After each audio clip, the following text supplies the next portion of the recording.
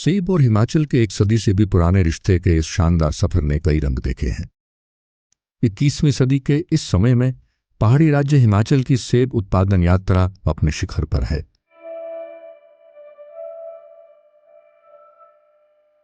हिमाचल में जिला शिमला, कुल्लू, मंडी, किन्नौर, चंबा और लाहौल स्पीति में व्यावसायिक स्तर पर सेब का उत्पादन होता है।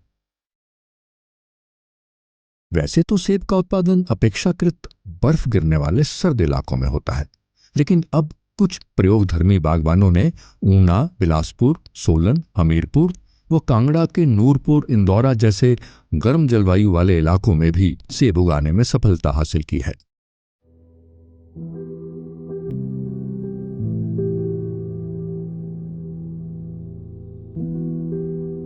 हिमाचल प्रदेश के विकास का एक प्रमुख आर्थिक स्तंभ सेब मात्र एक फसल नहीं, परंतु इस पहाड़ी राज्य के परिवार का, के समाज का एक कल्चरल हिस्सा आज सेब बना है। इस समय हिमाचल में करीब 4 लाख परिवार बागवानी से जुड़े हैं। प्रदेश में सेब आर्थिकी का आंकड़ा 5,000 करोड़ से ऊपर है। हिमाचल में औसतन एक सीजन में अधिकतम 4 करोड़ पेटी सेब पैदा किया जाता है।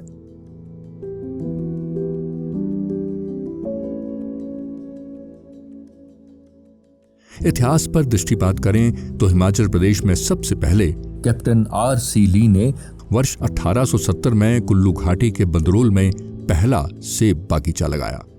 फिर करीब 17 साल बाद शिमला के समीप मशोबरा में सेब के पौधे लगाए गए। ब्रिटिश राज में भारत के तत्कालीन वायसराय लॉर्ड डफरिन के एक दर्जी अलेक्जेंडर कूट्स नाम से हुआ करते थे। उन्होंने मशोबरा के हिलॉक हेड में सेब की अंग्रेजी किस्मों को उगाने की शुरुआत की। हिलॉक हेड को बाद में कूट्स गार्डन का नाम दिया गया था। मौजूदा समय में कूट्स गार्डन में हिमाचल सरकार का बागवानी अनुसंधान एवं प्रशिक्षण केंद्र है। जैसे ही 1 दिसंबर 1985 में बागवानी विश्वविद्यालय की स्थापना हुई तो यह केंद्र जो है वो बागवानी विश्वविद्यालय के अंतर्गत आ गया, और तब से यह बागवानी में जो विभिन्न प्रकार की समस्याएं आ रही हैं या विशेष रूप से सेब में जो अनुसंधान और प्रसार कार्य हो रहा है, उसमें जो है बागवानों के साथ मिलकर ये महत्वपूर्ण भूमिका निभा रहा है। वर्ष 1985 से ये केंद्र नौणी विश्वविद्यालय के महत्वपूर्ण फल अनुसंधान केंद्र के तौर पर कार्य कर रहा है।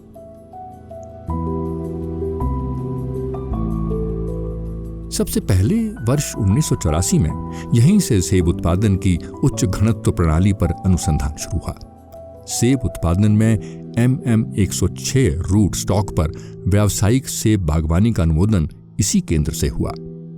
डॉक्टर YS परमार बागवानी एवं वानिकी विश्वविद्यालय नौनी ने समय समय पर शोध के बाद royal delicious, red delicious, rich red और गोल्डन डिलीशियस जैसी सेब की व्यावसायिक किस्मों के अलावा स्पर किस्मों जैसे red spur, golden spur, Oregon spur और रेड चीफ तथा परागन किस्मों Tydeman early, Worcester, red gold, Hardiman और स्काईलाइन स्प्रीम की सिफारिश की।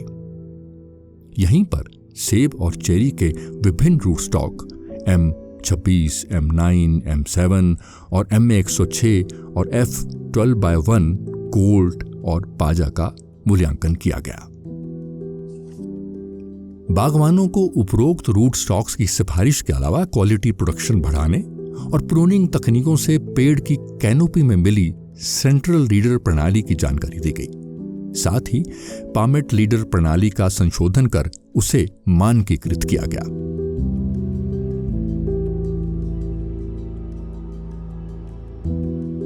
केंद्र ने स्टार्किंग डिलीशियस की चिलिंग रिक्वायरमेंट 1208 चिल यूनिट होने का अनुमान लगाया। इस मॉडल से डिलीशियस किस्म के सेबों में पूर्ण रूप से खिलने का सटीक अनुमान लगाया जा सकता है। वहीं मशोबरा केंद्र ने 1999 में पहली बार अत्यधिक परिष्कृत बागवानी खनिज तेल के उपयोग की शुरुआत की। यहीं पर सेब बागीचों में सैन जोस स्केल और यूरोपियन रेड माइट से जुड़ी समस्याओं का समाधान किया गया। और एप्पल रीप्लांट के लिए रासायनिक तकनीकों के आधार पर चरणबद्ध तकनीक का विकास करने के अलावा पौधों के घावों के लिए कारगर पेस्ट इत्यादि तैयार किया गया। ये केंद्र उत्तर भारत में सेब, नाशपाती व चेरी का सबसे बड़ा संग्रह केंद्र है। वर्तमान में यहाँ सेब की लगभग 294, नाशपाती की 85 और चेरी की 50 किस्मों का संग्रह है। इस केंद्र में विश्व बैंक से वित्त पोषित हिमाचल प्रदेश बागवानी विकास परियोजना के तहत विभिन्न प्रयोगों जैसे प्रशिक्षण प्रणाली प्रबंधन का मानकीकरण, सेब की अलग अलग किस्मों का मूल्यांकन और विभिन्न प्रकार की स्पेसिंग पर शोध कार्य किया जा रहा है। तो 2016 में जो है वो world bank funded high density plantation का जो प्रोजेक्ट था उसके अंतर्गत जो है वो यहाँ पे प्लांटेशन की गई, जिसमें कि 2.5 मीटर अगर हमारी रो टू रोज डिस्टेंस है और 1 मीटर प्लांट टू प्लांट है, या फिर 1.5 प्लांट टू प्लांट है और 0.75 सेंटीमीटर जो है प्लांट टू प्लांट है। तो इन 3 स्पेसिंग में जब हमने देखा तो इसमें पाया गया कि जो जितनी हम थोड़ी सी ज़्यादा स्पेसिंग रखते हैं उतना जो है वो फ्रूट क्वालिटी ज़्यादा बेटर बनी और जो डिजीज़ इंसिडेंस है वो भी कंपैरेटिवली कम और अच्छी गुणवत्ता वाले फल जो हैं वो उसमें पाएंगे। मशोबरा केंद्र में सुभाष पालेकर के प्राकृतिक खेती के मॉडल के तहत ब्रह्मास्त्र, आग्नेयास्त्र सहित सप्तधान्य अंकुर व रोगनाशी दवाओं आदि का प्रयोग किया जा रहा है।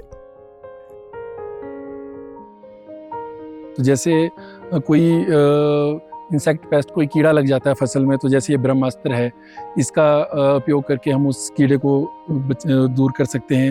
वैसे एक अग्निअस्त्र है, तो ये जो हमारे कई प्रकार के कीड़े रहते हैं, कोई सुंडियाँ रहती हैं, उन्हों की रोकथाम के लिए यूज़ होता है।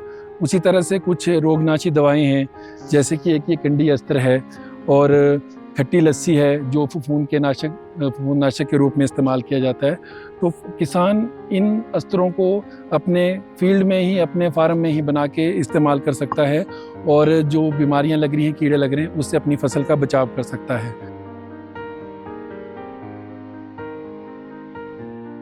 हिमाचल की करीब 5,000 करोड़ रुपए की सेब आर्थिकी को संवारने में डॉक्टर वाईएस परमार बागवानी एवं वानिकी विश्वविद्यालय नौणी, जिला सोलन का अभूतपूर्व योगदान है।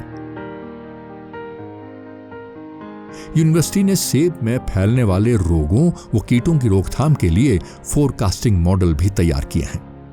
इन मॉडल से रोगों व कीटों का प्रकोप होने से पहले ही बागवानों को चेतावनी मिल जाती है। हिमाचल में नौणी विश्वविद्यालय व राज्य बागवानी विभाग के संयुक्त प्रयास से 70 के दशक में सेब उत्पादन ऊंचाइयों को छूने लगा था।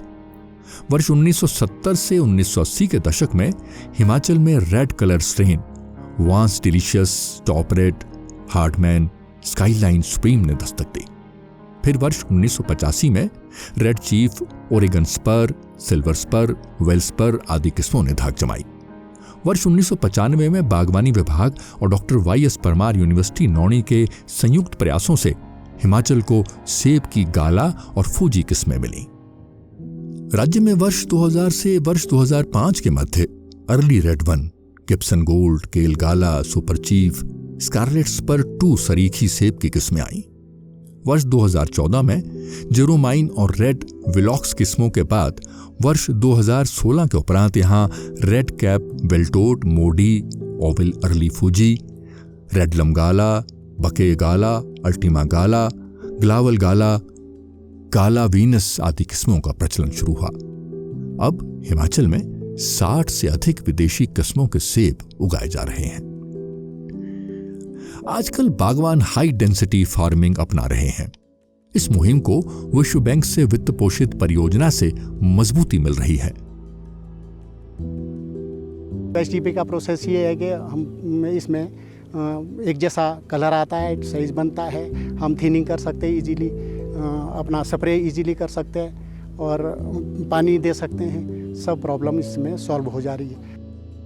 Doctor YS Parmar University Nauni ने वर्ष 2016 से लेकर 2022 तक सेब की किस्म रेड वेलॉक्स में रसेट का नियंत्रण, सेब की पंख युक्त नर्सरी पौधों का उत्पादन, क्लोनल रूट स्टॉक पर रोपण, घनत्व का मूल्यांकन इत्यादि महत्वपूर्ण शोध कार्य किए हैं। नौणी विश्वविद्यालय निरंतर शोध में लीन है।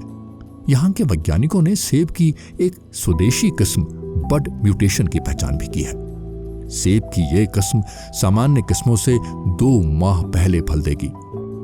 मशोबरा केंद्र के सह निदेशक डॉक्टर दिनेश ठाकुर की देखरेख में सेब की नई किस्में विकसित करने पर शोध चल रहा है। कुल मिलाकर यह कहा जा सकता है कि नौणी यूनिवर्सिटी हिमाचल प्रदेश को सेब उत्पादन में एक अलग मुकाम पर पहुंचाने में अहम भूमिका निभा रही है। यदि हम एवरेज प्रोडक्टिविटी की आज हिमाचल प्रदेश में बात करें तो 7 से 9 मिलियन टन हम मानते हैं, परंतु हाई डेंसिटी जो हिमाचल प्रदेश सरकार के बागवानी विभाग ने हमें प्रोजेक्ट दिया, जो वर्ल्ड बैंक एडेड प्रोजेक्ट है, इसके माध्यम से जो एक लंबी छलांग सेब ने लगाई। हम ट्रेडिशनल प्रैक्टिस से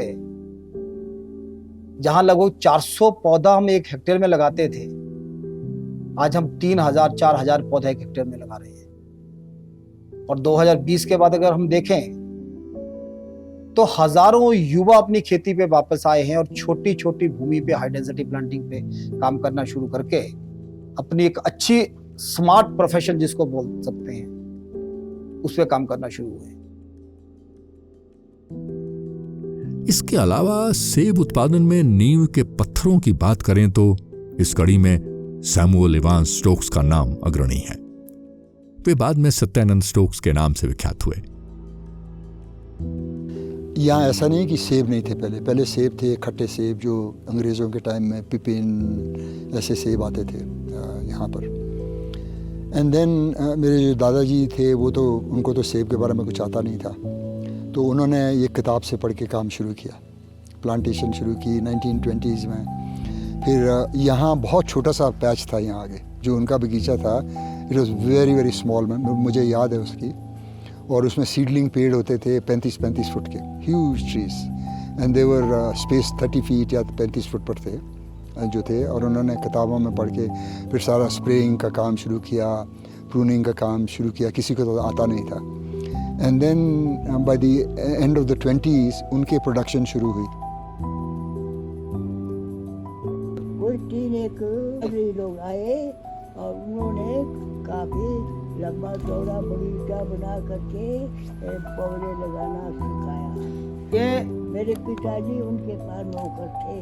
ये कितने पुरानी बात है? ये 1917 से पहले की बात है। 1917 से पहले की?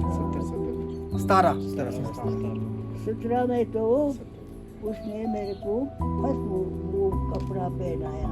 17 में? उस अंग्रेज ने भी। अच्छा। वो अंग्रेज था पहले, तो उसने बगीचा लगाना सिखाया। उसका बगीचा देखते हुए फिर लोग थोड़ा जागृति में आए और थोड़ा लगाने शुरू कर दिया। तो पहला यहाँ पू में लगाया? सबसे पहला बगीचा मेरा। आपका लगा था? अंग्रेज के पास नौकर था ना ये। हाँ, तब वो सीख गया और पहला इस गांव में सबसे पहला बगीचा मेरे पास था। स्टोक्स के आरंभिक प्रयासों से ही अब हिमाचल के पूरे सेब उत्पादन में 80% हिस्सा शिमला जिला का है। जिला शिमला में सेब और संपन्नता एक दूसरे के पर्याय बन चुके हैं। सेब उत्पादन के कारण ही 70 के दशक में ऊपरी जिला शिमला के क्यारी गांव वो कुछ वर्ष पहले जिला शिमला के ही मड़ाव गांव को एशिया के सबसे अमीर गांवों में शुमार होने का गौरव दिलाया है। सेब बागवानी प्रदेश सरकार की हमेशा से प्राथमिकता रही है।